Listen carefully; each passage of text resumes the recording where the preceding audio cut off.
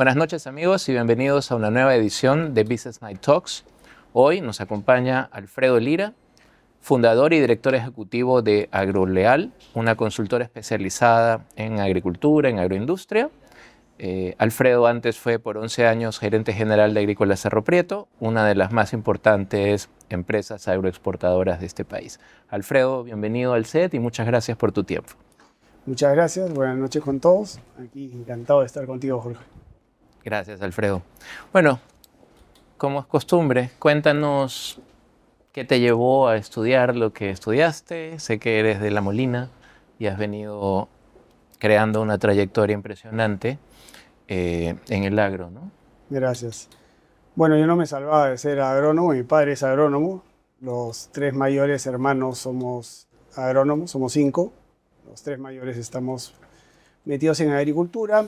Y mi padre tenía campos en Cañete, entonces hemos vivido el tema agrícola toda la vida. De hecho, saliendo del colegio los viernes nos íbamos al campo, a Cañete, y nos regresamos los domingos para ya el lunes ir al colegio nuevo, y después la Universidad Agraria, también los 3 mayores estuvimos ahí.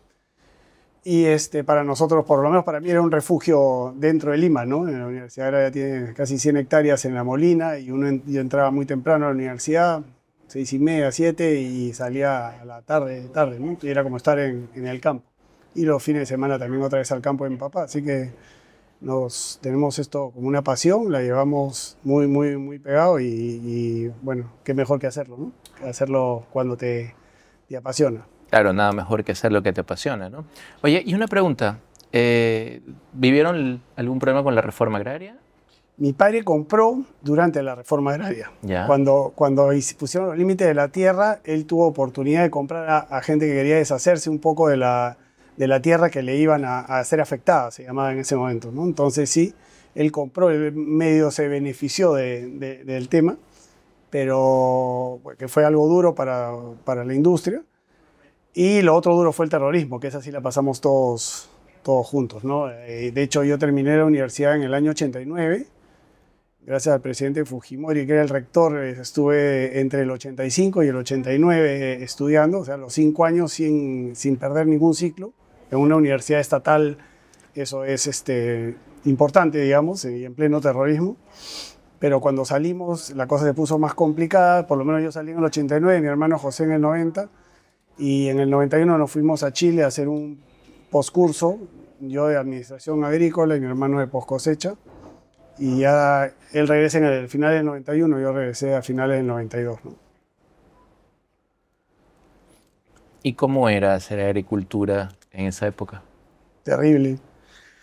Era terrible. De hecho, mi padre era socio de una empresa que producía flor marigold. No sé si conoces esa flor anaranjada que se deshidrata para hacer pigmentos para los animales, sobre todo para los pollos, las gallinas.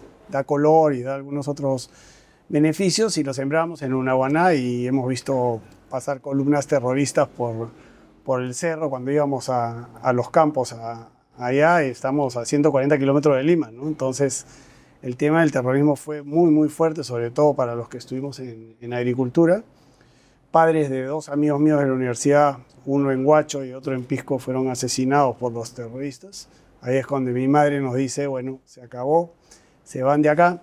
Y lo más cercano para ir era Chile, cercano en el sentido de asequible y a la velocidad que se tomó la decisión. Así que yo me fui 2 años a estudiar allá, mi hermano 1 año, y en el 92 pues capturan al delincuente y ya todo esto se cae y la industria comienza de nuevo a despegar, ¿no? ¿Qué aprendizajes, tal vez de tu padre que manejó este negocio durante esa época, podrías rescatar?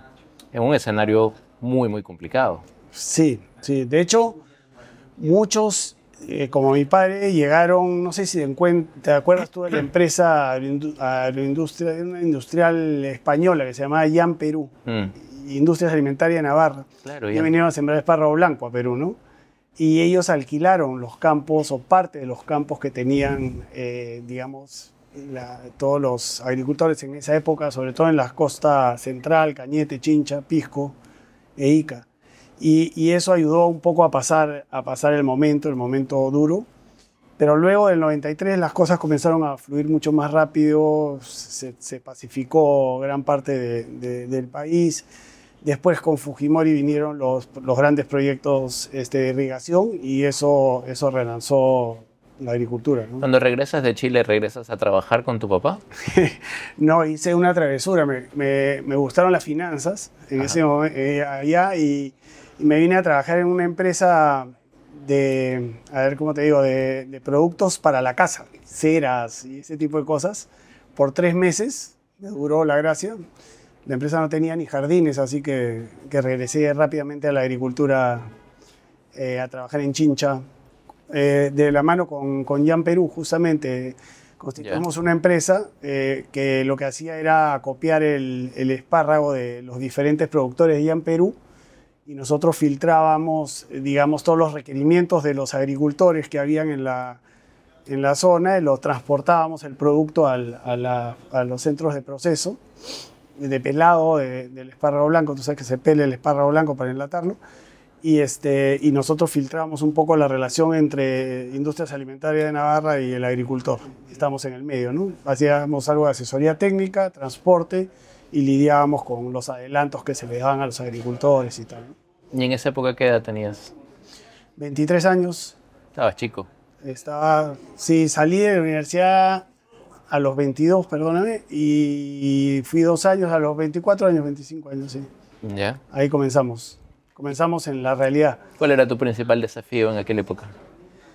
Bueno, en ese momento era encontrar cómo potenciar el negocio, cómo hacer negocio realmente, porque en ese momento uno chocaba. Yo vine un poco más estructurado de Chile, de los temas que tú muy bien conoces de administración y finanzas y tal, y aquí se llevaba el negocio como la chacra de papá, ¿no?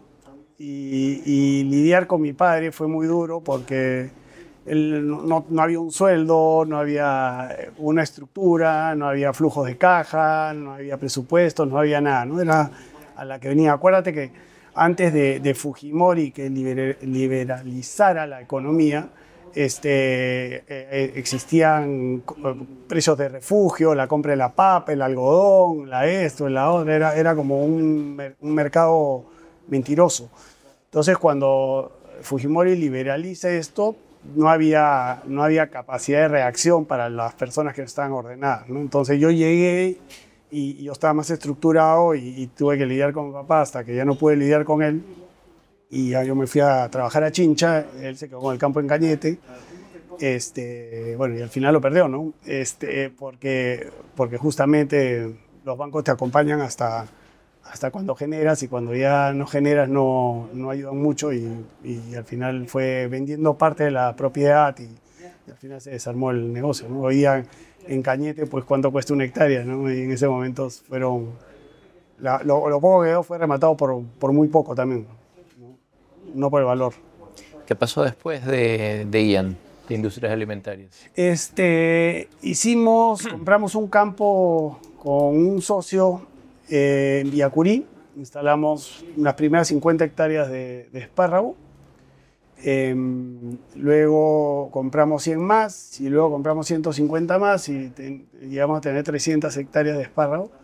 Y en ese momento Rafael me dice: oye, vamos a exportar nuestro propio espárrago, porque está vendiéndoselo a X, Y y Z, y ellos se están quedando con los márgenes.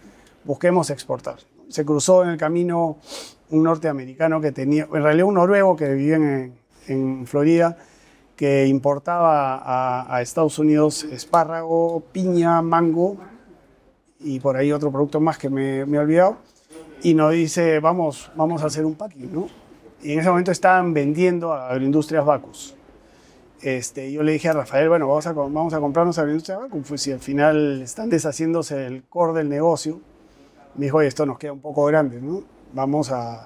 Mejor vamos a hacer nuestro propio packing. Oye, le digo, pero sumemos a las dos partes, que eran el noruego y nosotros, sumemos a 2 personas más, ¿no? De Chincha, donde yo ya estaba instalado viviendo, y ahí sumamos a 2 familias más de Chincha, y entre los 4 compramos A y B. A y B.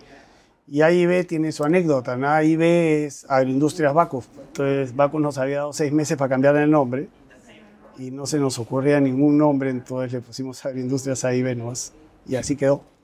Sí, sí, así lo conocí yo cuando llegué a Perú. Así es. Y este cambio, ¿no? De empezar a sembrar, luego tener socios, luego comprarte una empresa más grande y establecida, ¿cómo lo viviste y cómo cambió tus prioridades en tu día a día? O sea, nosotros, ojo que Agroindustrias la compramos con la estructura que, Agroindustrias AIB la compramos con la estructura que tenía, ¿no? Y la estructura que tenía era muy corporativa porque venía de la cervecera, ¿no? Entonces fue un choque de culturas tremendo porque eran empresas familiares que compraron una cosa muy estructurada, ¿no? Entonces esa primera fue una experiencia rica porque al final tú comienzas a ordenarte por el lado de lo que ellos aportan, pero también tienes que hacerla más dócil porque la agricultura, tú bien sabes que tenemos que tener ciertos criterios para tomar decisiones rápidas, ¿no? En el camino pagó Pato, el gerente general que habíamos nombrado, ¿no? Lo asumió uno de nosotros y bueno, fue interesante porque lo viví hace 20 años, digamos, o cerca de 20 años, 18 años, 20 años, y yo tenía mis críticas contra de ser muy estructurado. Y luego, cuando ya pasé a Cerro Prieto, que comenzó siendo como un campo grande, terminaste creciendo y vendiendo 200 millones y dices, uy, y te fuiste estructurando en el camino, ¿no? Entonces fue una buena práctica para lo que vino después sin saber qué iba a venir, ¿no? Claro, en las clases de finanzas, cuando ves el capítulo de M&A o de fusiones y adquisiciones en español, siempre el profesor te recuerda que la adquisición es fácil. La fusión ya requiere otro tipo de capacidades y la captura de las sinergias es ahí donde ves a los directores o a la gerencia, ¿no? ¿Cómo vivieron esa parte? ¿Cómo viviste esa parte? En AIB. Claro, cuando tomaron control de AIB. Sí, no, fue duro. Fue duro porque la empresa no tenía el foco en el tema agrícola, ¿no? Y te doy un ejemplo de la alcachofa, ¿no? Lo primero que hicimos, el segundo día que tomamos el control de la compañía, nos fuimos al campo de alcachofas que había en Ica en ese momento y veíamos a la cosechadora en ese caso, me acuerdo clarito hasta de su cara, que agarraba la alcachofa y la veía y una la botaba y la otra la ponía en la cesta de cosecha, ¿no? Y la otra la botaba y le digo, ¿pero por qué estás botando esta? No, porque nos han dicho desde el packing que esta acá no va porque tiene esta raya. Entonces, no, mete todas. ¿Me entiendes? O sea, le estaba facilitando el trabajo al packing y tal. Y siempre la última, y eso lo aprendí a golpes en AIB, la última rueda del coche era el campo cuando el negocio es agrícola, ¿no? Y ahí yo me formé entre con rabia y lógica que el centro, el foco es el agrícola. Mientras funcione el campo y tengas costos adecuados y produzcas con calidad y tal, todo lo demás que viene comercial, financiero, todo va a funcionar, ¿no? Y eso me marcó y no lo pude aplicar mucho en AIB porque la empresa está estructurada de manera muy financiera, muy comercial. De hecho, en las mismas presentaciones al directorio era cuáles eran los márgenes de arriba para abajo, digamos, y cuando llegabas al packing, el packing tenía margen y el campo perdía plata. Entonces decías, ¿cómo el packing va a ganar y el campo no? Era como le asignabas los costos al tema, ¿no? Y entonces ya ahí notas que hay una pugna, tú la debes haber gozado también con los comerciales, cuando los comerciales parecen clientes internos, ¿cierto? Y dicen, oye, estás dándome una fruta que no tiene sentido, ¿no? Pero cuando, como ha pasado ahora, no hay arándanos, es fácil vender arándanos. Cuando no hay paltas, que acaba de pasar, es bien fácil. Pero el año pasado era la misma palta, ¿no? Y ahí sí nadie ni regalada la querían. Y no la querían. Entonces, yo creo que es una sola empresa y esa sola empresa tiene que integrarse y entenderse para que la compañía salga adelante al final. Pero el core es el tema agrícola y tienes que, creo yo, tener gente, y eso también lo aprendí ahí, me lo preguntabas, tener gente que tenga vocación de servicio en las áreas de servicio, ¿no? Si tú tienes a un CFO que te va a presionar y te va a apretar sin conocer el negocio, vas a tener problemas, ¿no? Entonces, conseguir, y un poco lo que pasó en Cerro Prieto, ¿no? En Cerro Prieto, como venía de abajo, tenía yo dos opciones, ¿no? Teníamos la opción de jalar a Messi, a Cristiano, a esto de otras empresas y sumarlos al equipo o formar gente, ¿no? Y lo que hicimos fue formar la gente y hasta hoy día están todos, o casi todos ahí, y el CFO vino de Rimac, ¿me entiendes? Y vino de 28 años, 29 años. Han pasado a hoy 13 años casi, o 12 años, ¿no? Y siguen ahí. Y se formó, y se identificó con la compañía, y tiene una vocación de servicio increíble. Y todos los demás que están dentro de la primera línea están en lo mismo, ¿no? Excelente. Para cerrar este primer capítulo, ¿cuál fue tu principal aprendizaje hasta ese momento? ¿Uno o dos?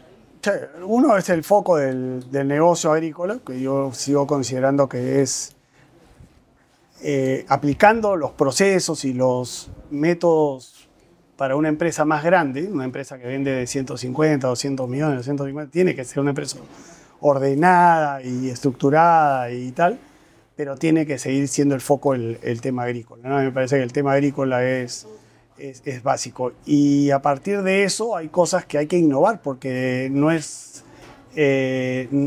fácil encontrar industria o agroindustrias en el mundo como las que tenemos en Perú, ¿no? En Perú tenemos algo que es muy reconocido ahora a nivel mundial y organizar esto no es fácil, ¿no?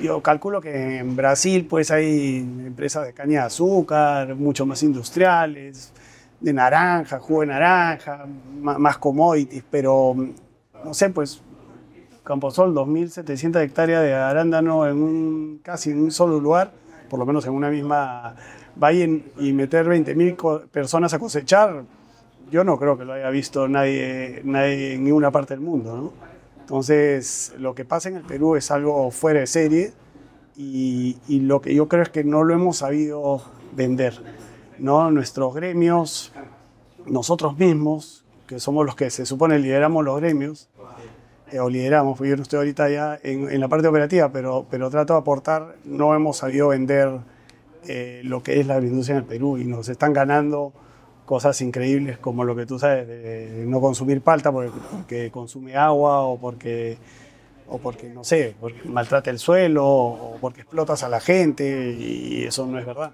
Entonces, unas ONGs sonzas nos están ganando un partido que nosotros deberíamos haber ganado por goleada. Es increíble. Claro, si lo relativizas con otras áreas productivas en el mundo, estamos 3, 4, 5 pasos adelante, ¿no? Claramente.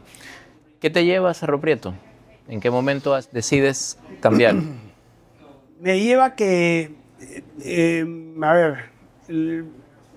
creí en ese momento que había terminado el ciclo en AIB porque AIB es una empresa que hacía congelados, conservas, jugos, y yo estaba mirando más el tema del fresco, ¿no? Entonces salí, tuve un año, digamos, ayudando freelance a algunos desarrollos y Daniel estaba buscando me contaba, estaba buscando vender un campo que tenía en Jayanca y yo estaba ayudándolo a vender ese campo. Estábamos conversando y me contó que iban a cambiar de gerente general y que habían contratado a X personas, ¿no? Pucha, yo dije, qué envidia, ¿no? Qué envidia, porque esa compañía yo la veía, o sea, con 5.000 hectáreas y en el lugar en el que está y todo lo demás, dije, pucha, qué envidia sana, por supuesto, me hubiera gustado. Un día estábamos hablando de otra cosa y me dice, oye, necesito hablar contigo, me llamó, me dijo, oye, ¿no quieres ser gerente general de Cerro Prieto? Entonces le digo, ya, pero ni siquiera te he dicho cuánto vas a ganar, ni nada. No, ya. Me gusta el reto, ¿no? Y lo tomamos y encontramos una empresa pues primero una región que era impecable para hacer agricultura, con un agua extraordinaria. ¿Sur o norte? Chepén, norte. Sí, no tan al norte, sí, no tan al sur. Entonces estaba bien, no llovía tanto, tampoco era que era muy, bueno, en ese momento el clima estaba un poquito más estable de lo que está ahora, pero ahí va. Y tenía ya 500 hectáreas sembradas y en producción de palta y 500 más en proceso de siembra y eran como 22 hectáreas en unas pruebas de uva, ¿no?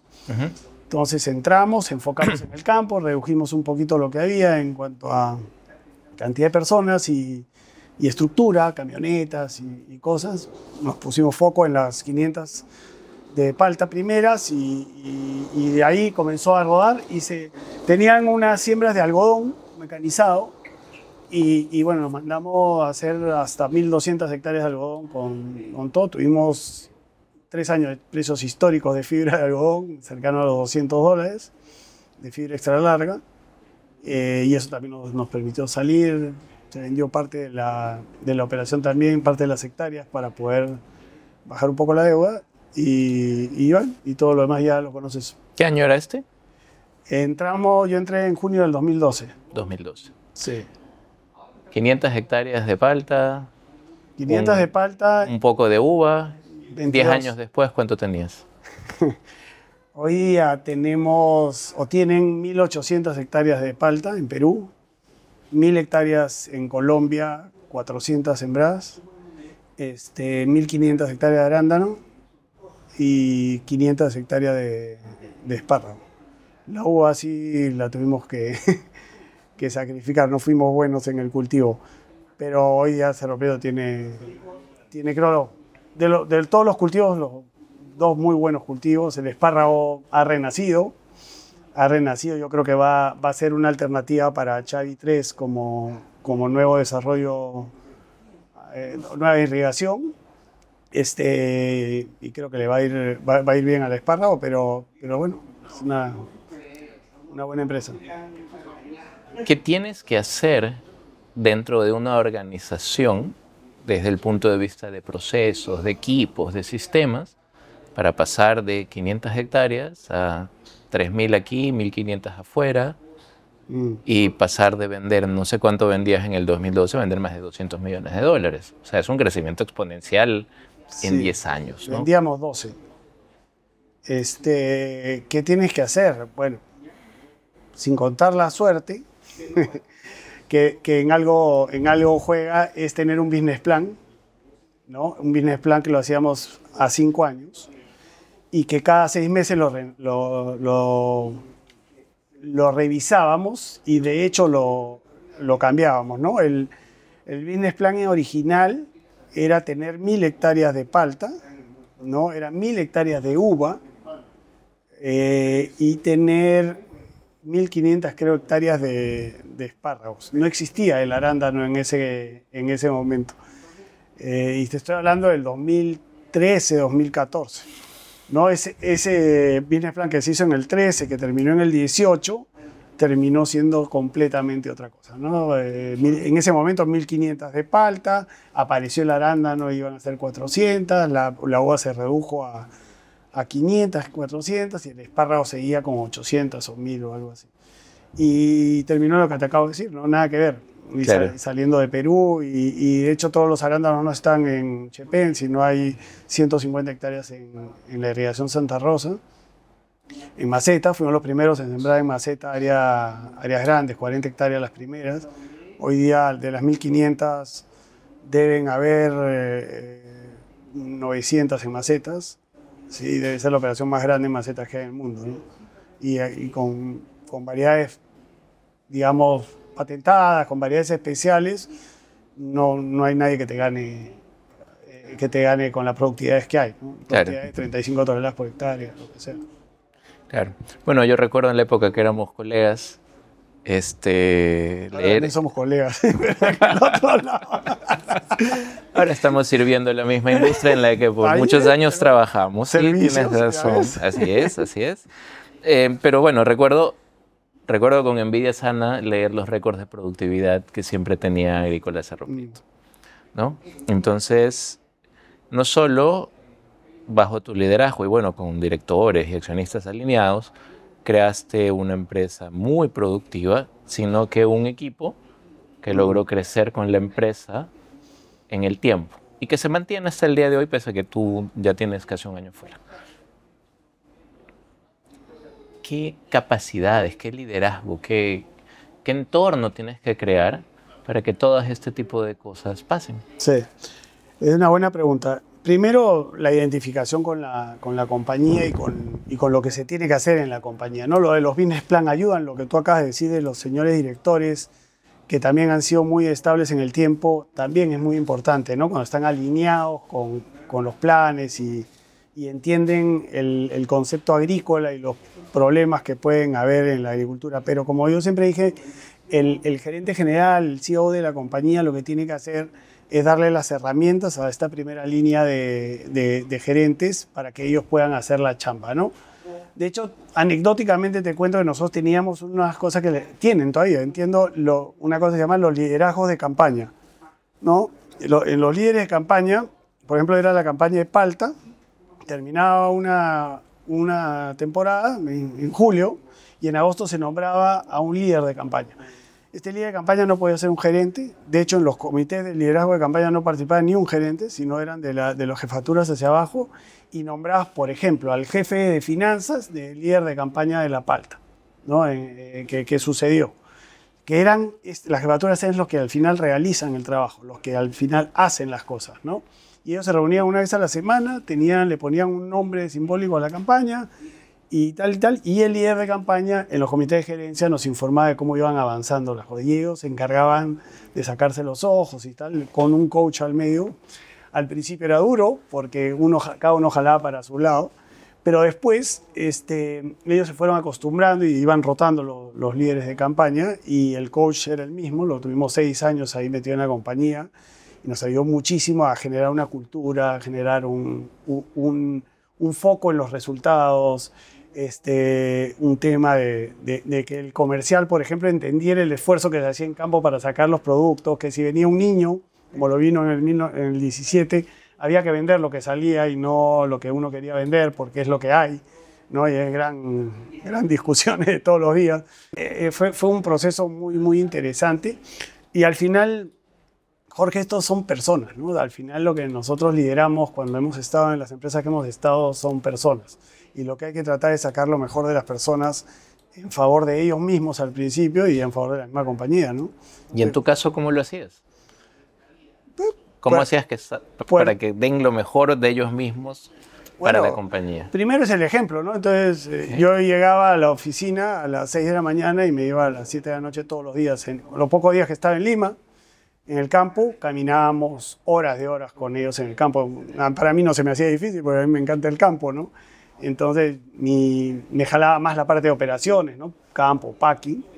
Y eso forma una cultura, forma que la gente se identifique con el negocio.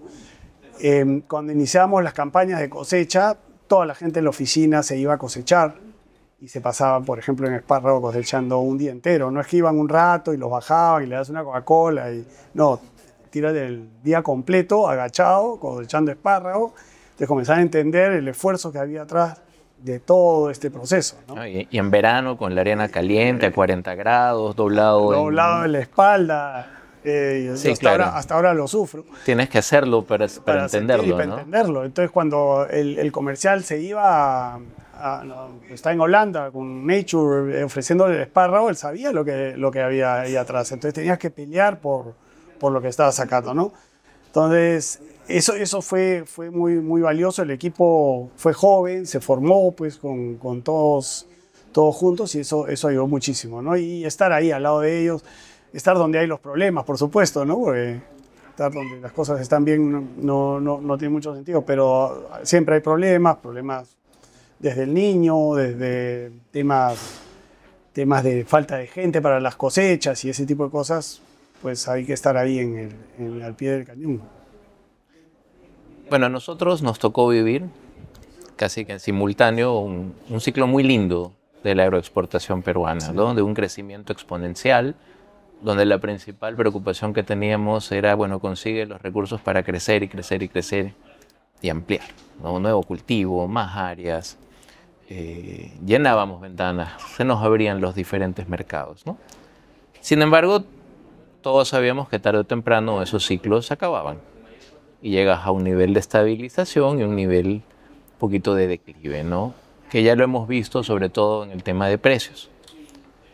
¿Qué tipo de desafíos, ahora que estás en otro rol, como has vivido en la expansión y ahora la gente te busca como consultor para adaptar los procesos y lo que tengan que hacer las empresas para vivir este nuevo entorno que presenta desafíos? ¿Cuáles son los principales desafíos que crees que hoy tiene el agroindustrial peruano?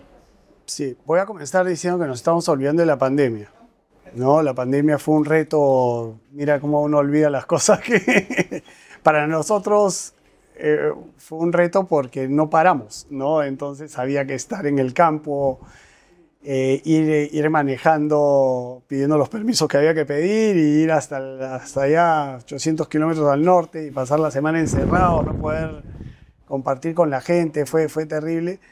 Y eso nos enseñó a tener mejores procesos en el sentido de poder ordenarnos más, ¿no? Porque íbamos creciendo y creciendo y creciendo y creciendo, como tú lo has dicho, y cuando tú decías, bueno, vamos a sembrar un poco más de arándano, ¿y cuánto es un poco, no? Bueno, un poco más de arándano, son, ¿no?, 300 hectáreas más. ¿Y eso cuánto es en mano de obra? ¿No? Esas van a ser pues 3.000, 3.500 personas más en el PIC.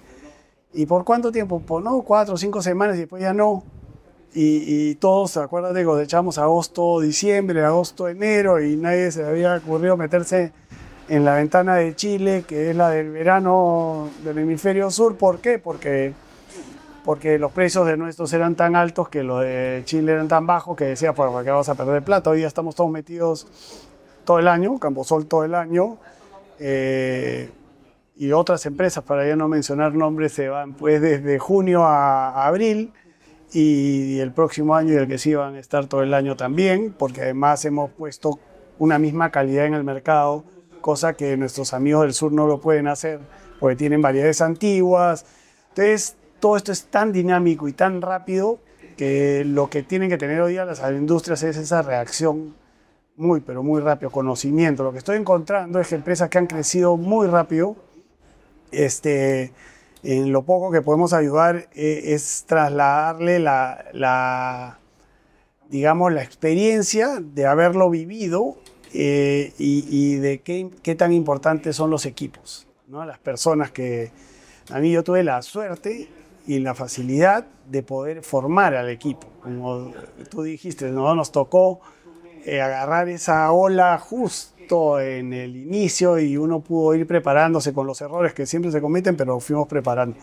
Pero lo que encuentras hoy día es algunas empresas que les falta equipos, que falta alinear estos equipos, el saber trabajar en diferentes locaciones, ¿no? Una cosa es estar en el mismo lugar con el campo en un solo sitio, otra cosa es tener dos operaciones a X kilómetros una de la otra, o X me refiero a 200, 300, 400 kilómetros, cómo te manejas con la gente, el área de servicios, dónde lo ubicas, cómo repartes a esta persona que tiene que ver gestión humana, por ejemplo, el reclutamiento de personas en un lado y en el otro. No es lo mismo Arequipa que Piura, no es lo mismo Lima o Ica, que también tiene sus diferencias que Chavi Mochic. Entonces, hay bastante por hacer, y creo que esto, una vez que salí de mi paso por Camposol, que lo hablábamos mucho con la gente que estaba ahí, el espacio de la consultoría es algo que hoy día, tal vez yo lo veía del otro lado y no lo hubiera contratado, pero ahora que estoy a este lado, le encuentro que sí tiene un valor, porque te ahorra errores, y los errores son dinero, ¿no? Mucho dinero. Cuando son operaciones grandes, mucha plata la que uno deja en la mesa si es que no escoge las personas correctas, los procesos correctos. Claro, yo recuerdo, bueno, en aquella época que tenía gerentes que me decían, Jorge, pero ¿por qué te preocupas de eso? Si eso es menos del 0.1% del costo que tenemos, o es menos de 1 centavo del costo que tenemos. Yo le dije, de acuerdo, pero ese centavo, si lo multiplico por todos los millones de kilos, ¿cuántos millones de dólares son? Sí. ¿Cuánto te suma ese 0.1 que me estás diciendo sobre un volumen a gran escala? Y una de las principales cosas que me di cuenta en ese momento, ¿no?, es que el margen te enceguece. ¿No? Me preocupan dos cosas importantes, pero ese margen se comprime.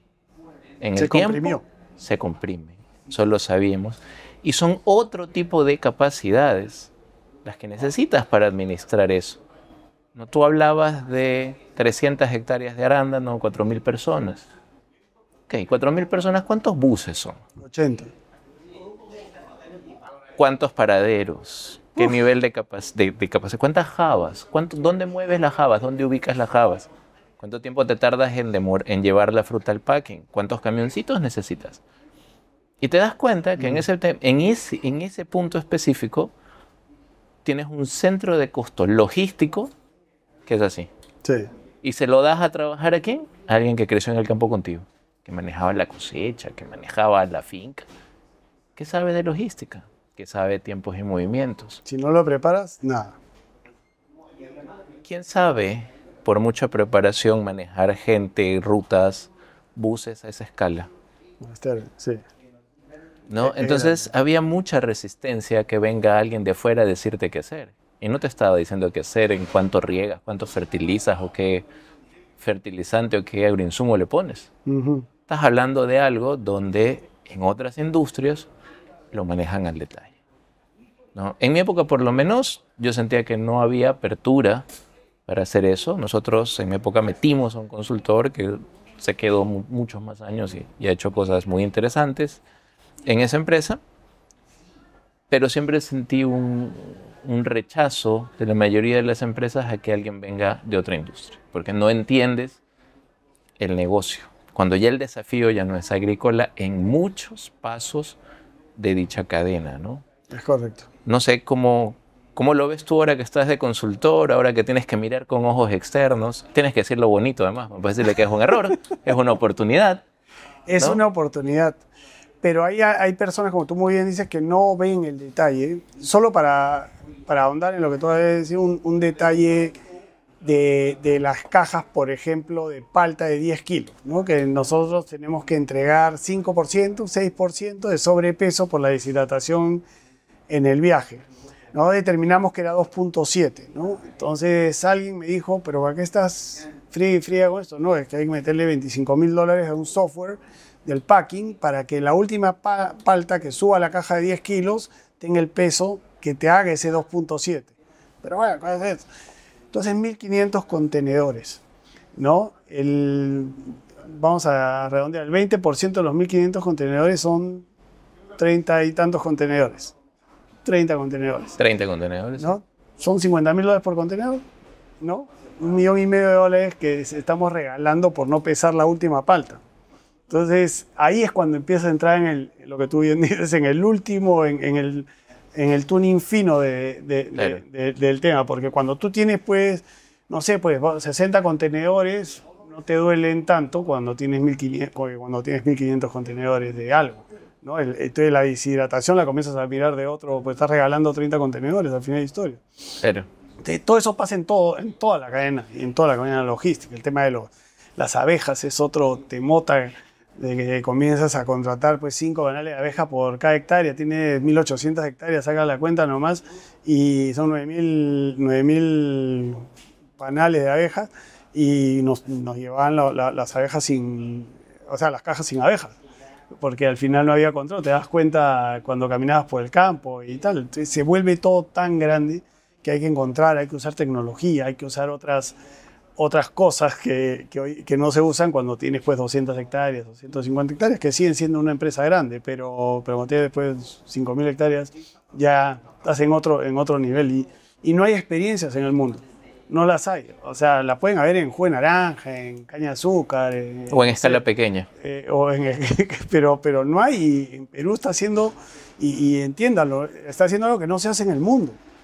¿Entiendes? No se hace en el mundo. No hay campos como los que hay acá en Perú. Entonces, hay que ponerle el valor a la gente que ha crecido en esta industria en los últimos 20 años, 25 años, ¿no? Porque han hecho cosas que son espectaculares. Y de hecho, ya hay empresas pues, en otros países, ¿no? No vamos a hablar de cuáles, pero Están en Marruecos, están en México, están en Colombia, están en Chile inclusive, están en Uruguay, ¿no? Bueno, Brasil es un poco más cerradito, pero ahí están. Algo se va a abrir en Portugal y en España. Entonces, en el Asia en general, en China, y se llevan profesionales peruanos para allá también. Sí, claro. ¿No? Entonces, démosle el valor a lo que se ha logrado, no lo transmitimos, ¿no? Yo no lo noto, yo no siento que hayamos puesto sobre la mesa lo que se ha hecho en el Perú. Pero cuando viene un extranjero acá, se quedan pasmados. ¿No? Yo acabo de estar, hace unos meses he estado en España visitando un campo de aguacate, como ellos dicen, de palta, ¿no? Y un poco por fregar, le digo que quiero ir al baño, caminando al campo, ¿no? Uy, tenemos que ir a la oficina, ¿no? ¿Que no tienes baños en el campo? No. ¿Y dónde hay agua para los trabajadores? No hay. Y entonces, y acá tenemos hasta psicólogos en el campo, ambulancias. O sea, se ha hecho, no quiero decir que acá no se haga, acá está muy bien hecho, pero también hay que hacerlo en todos lados, ¿no?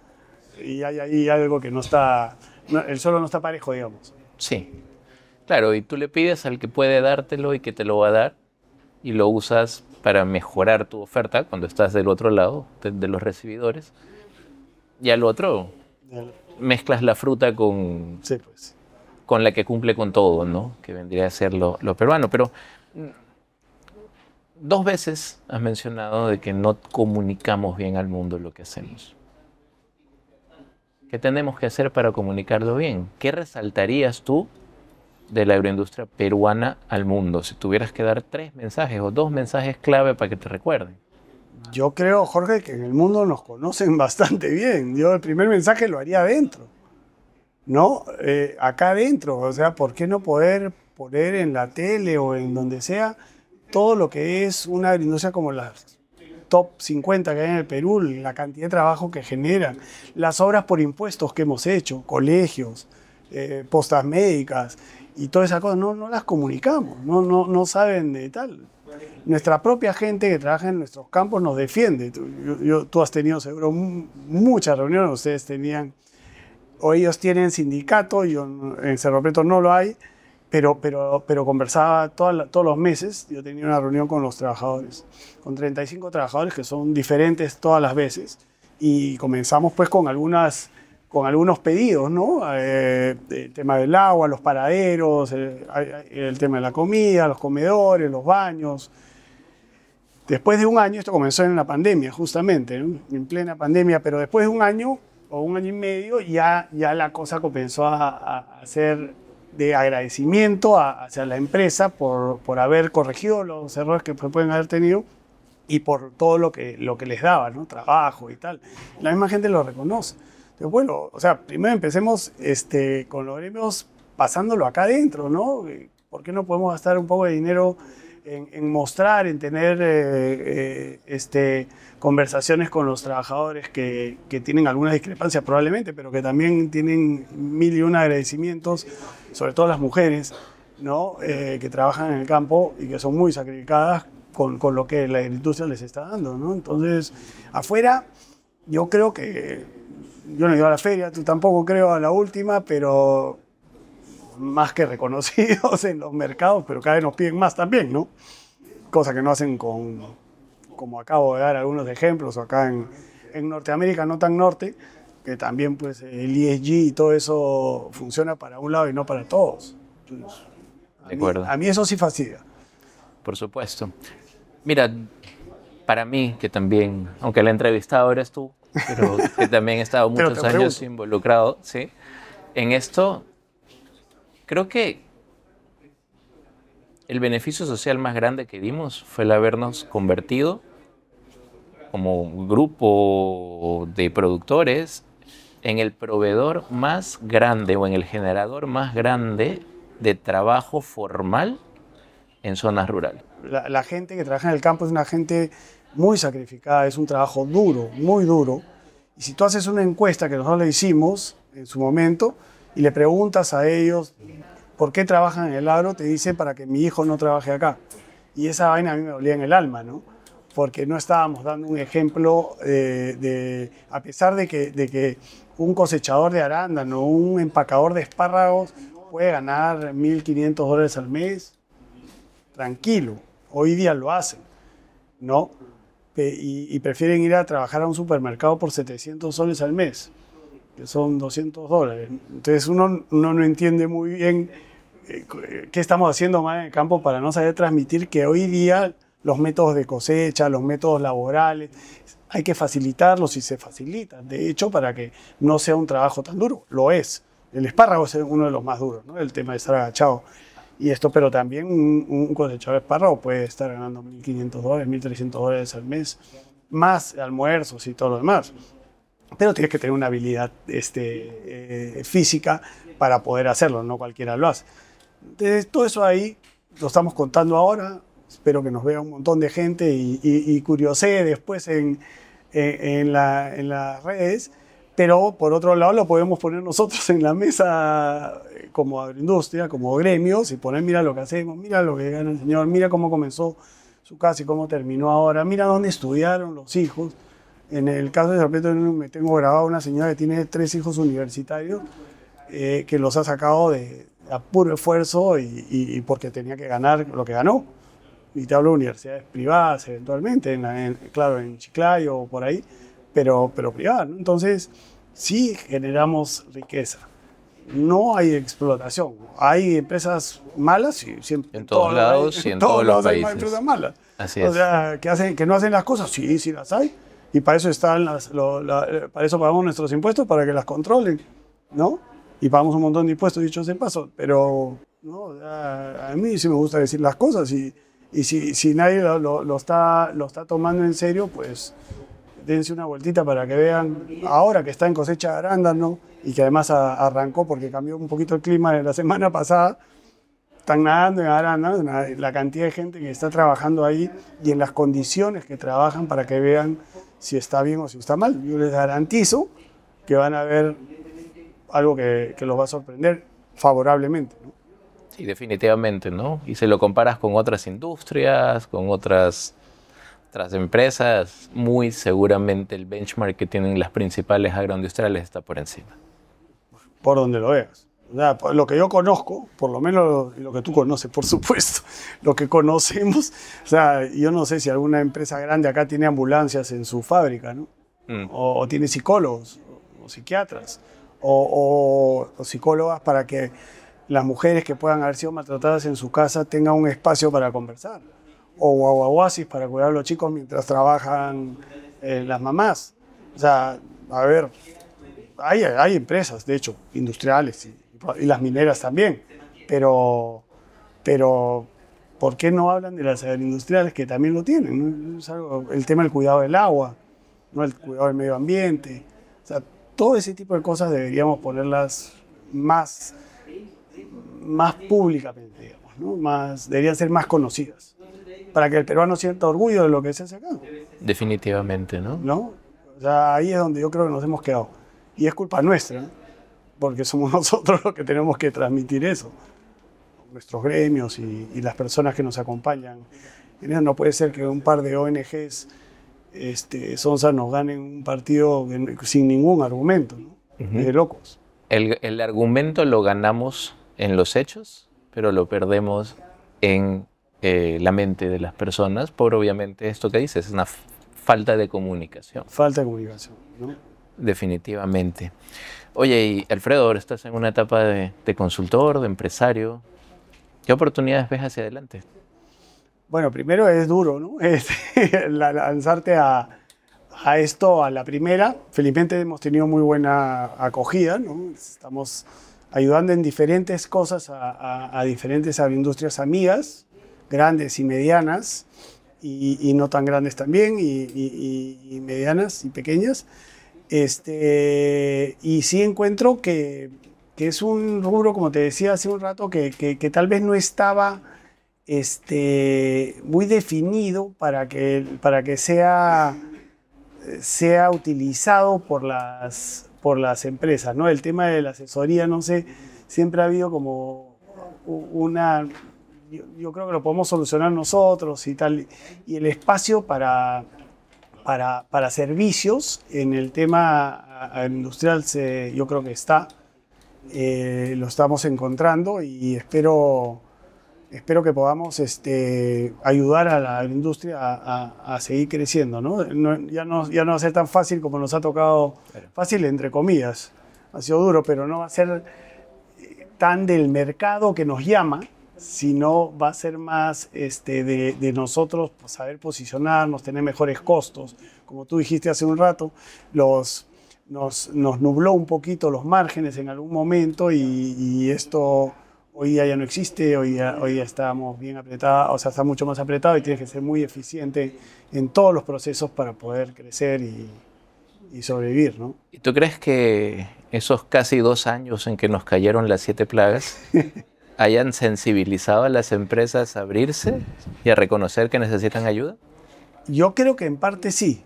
Yo sí creo en parte sí. Yo creo que en algunos casos les ha golpeado más que en otros. Cuando te agarran en pleno crecimiento y no has comenzado a producir lo que pensabas producir, creo que sí puede ser que haya, de hecho ha sensibilizado a varias empresas, creo yo, a varias de que pueden necesitar ayuda, pueden necesitar experiencia de cosas más o menos vividas por otros.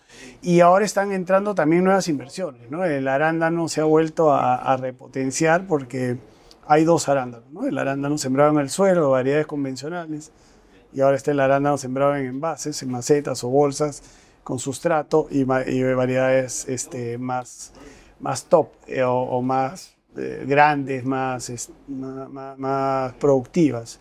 Entonces, para mí me parece que son 2 cultivos diferentes y ahí hay que reconvertir algunos campos en el camino y eso es una inversión grande, ¿no? Entonces, yo creo que no ha terminado. Presenta otro tipo de desafíos. La inversión inicial es 4, 5, 6 veces mayor que lo que teníamos en suelo. Sí. Tenemos variedades que no han cumplido un ciclo completo de vida. Y un mercado que cada día se pone más, digamos, más exigente por la cantidad de volumen o de fruta que hay en el mercado. Y eso hace que tu desafío, ayudando a la empresa, a la industria a reconvertirse, se vuelva más alto. Bueno, más oportunidades también, sí, pero mucho más específico en la forma como se tiene que analizar, creo yo. No sé cómo lo ves.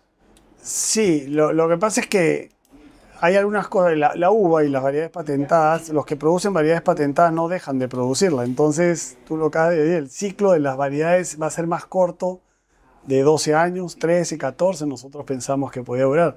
En 4 o 5 años te sacan una variedad nueva que es mejor que la que te acaban de dar. Entonces, los análisis financieros sobre lo que estás sembrando tienes que hacerlos, yo creo, mucho más corto ahora, porque vas a tener que renovar. Si no va a pasar lo que acaba de pasar con el arándano, ¿no?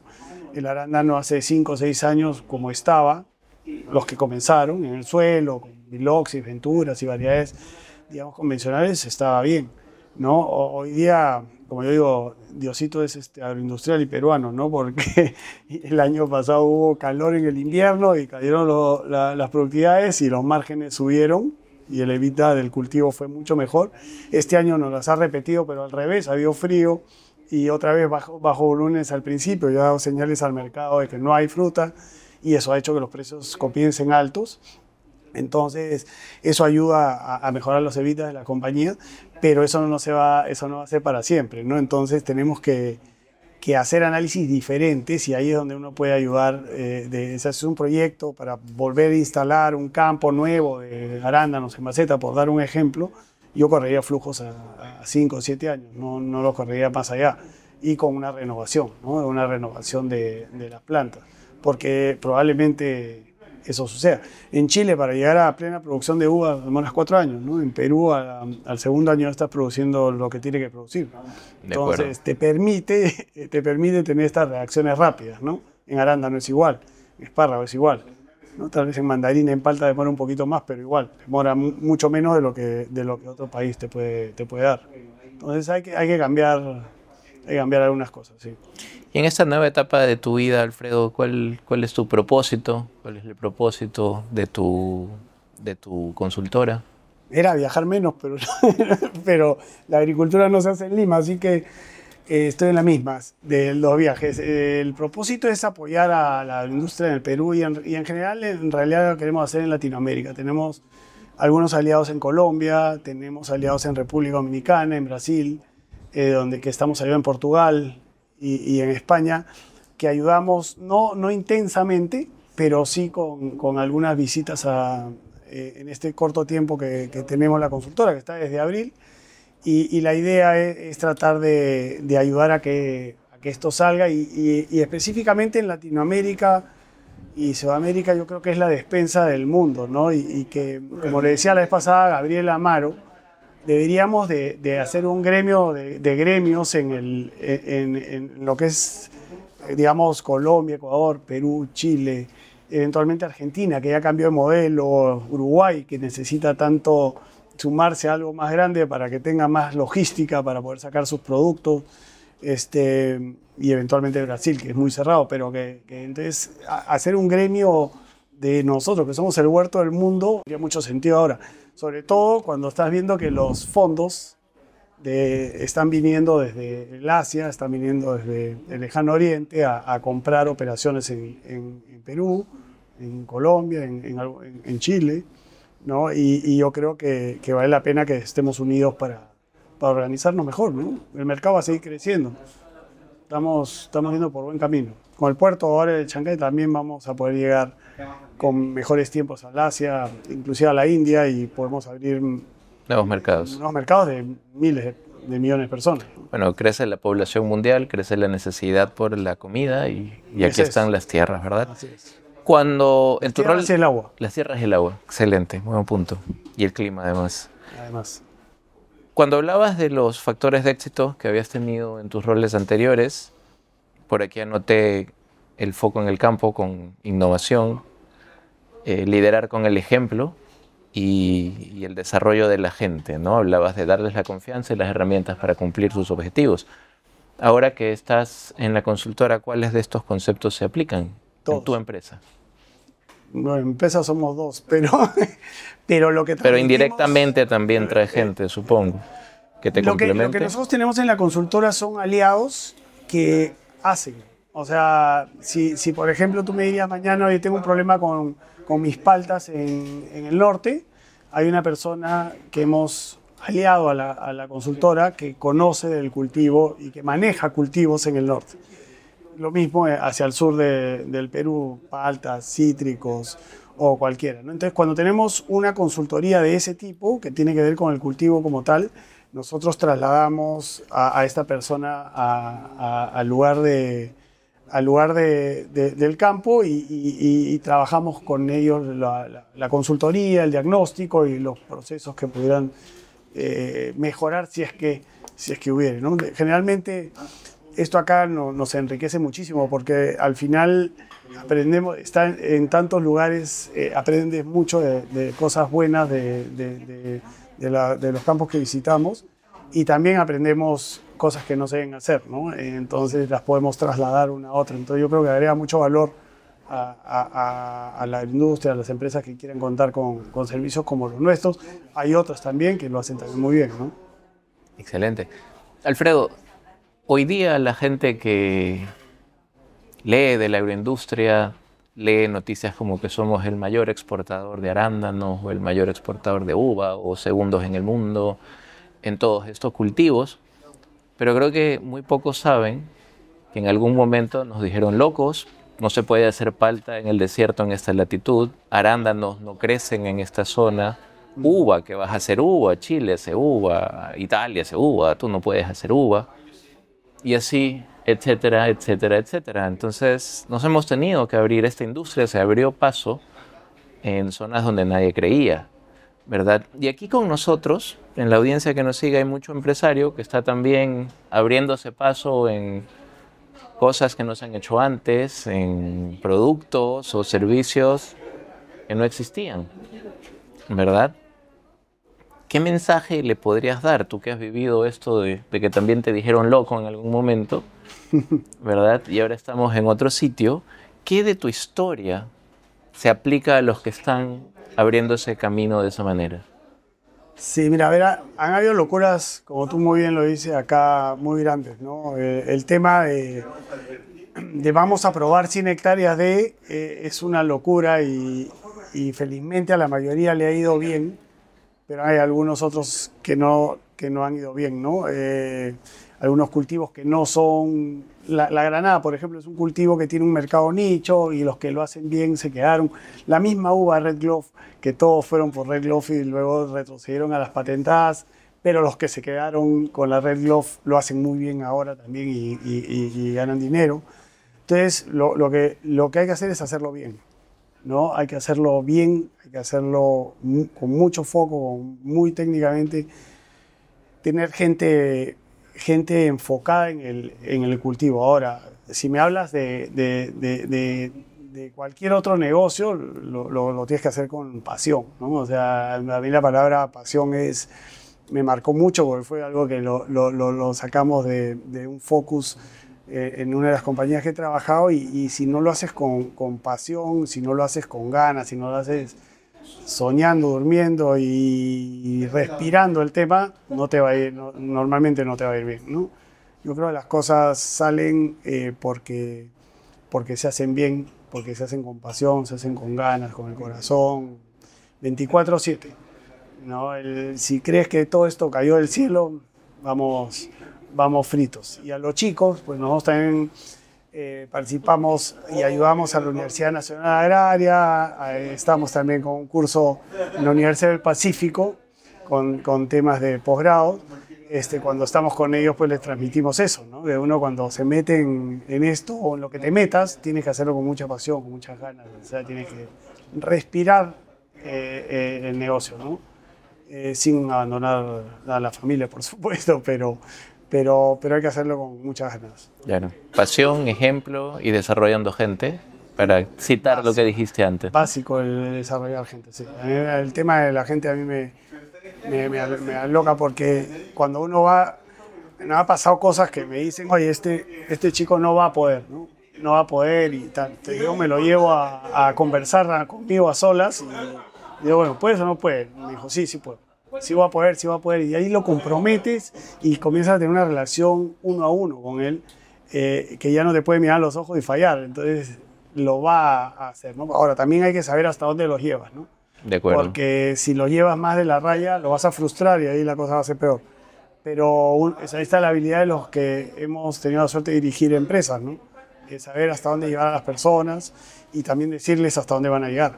Porque después si uno piensa que pueden pasar a un puesto en el que tú ya ves que no van a poder acceder y ellos tienen esa expectativa, lo vas a frustrar y bueno, y termina generalmente mal.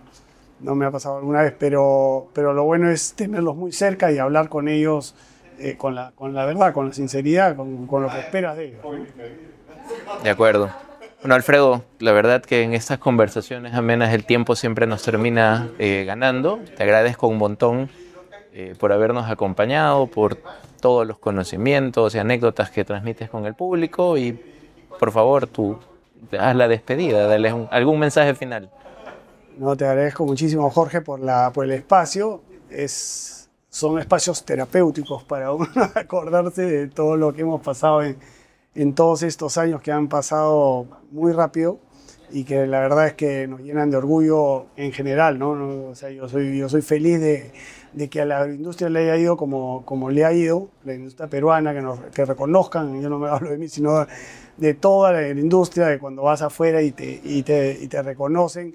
El Perú le falta ese tipo de cosas, ¿no? Que ser reconocido por las cosas buenas, está la comida, y somos orgullosísimos de esto y la agroindustria debería estar al mismo nivel o más porque generamos tanto trabajo, se genera tanto trabajo y tanto trabajo formal que ayuda a las personas a desarrollarse que yo creo que se merece otro reconocimiento de nuestro propio pueblo, ¿no? Y ese es el mensaje final, o sea que reconozcamos lo que se ha logrado. ¿Y en qué tiempo además? Increíble, ¿no? Cortísimo, ¿no? Por ejemplo, y me gano un segundo más, el arándano en el 2013, y tú eres testigo, ¿no? Yo estaba recién en Cerro Preto, se exportaba a cero o muy cercano a cero. Hoy día son $1.800 millones de exportación en 10 años. ¿no? Y generando la cantidad de trabajo que eso genera. Entonces eso lo hizo gente que tú conoces mejor que yo, que tomó ese riesgo de apostar por un cultivo que acá decían que no iba a salir de ninguna manera y que hoy día le mete este año probablemente $2.000 millones a las divisas peruanas, ¿no? Entonces somos la industria que produce más trabajo, que genera más trabajo, mucho más que la minería, ¿no? Reconozcámoslo así. Ese es el mensaje, reconozcamos lo que han hecho los peruanos. De acuerdo. Bueno, otro motivo por el cual los peruanos tienen que sentirse orgullosos de esta industria. Muchísimas gracias, Alfredo. Muchísimas gracias a ustedes por su tiempo y su compañía. Gracias.